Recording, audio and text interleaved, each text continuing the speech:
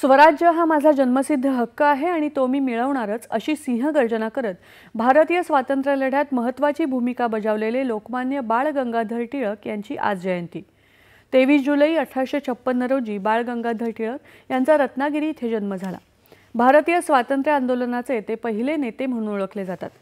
सार्वजनिक उत्सवातून सामाजिक एकात्मतेची जाणीव करून देत पत्रकार आणि समाजसेवक अशा विविध भूमिकांमधून लोकमान्य टिळकांनी आपला ठसा उमटवला। भाषावार राज्यांची रचना करण्याचा विचार मांडणारे ते पहिले नेते होते। होम रूल आंदोलन, स्वदेशी आणि स्वराज्य यावर लोकमान्य टिळकांचा भर होता।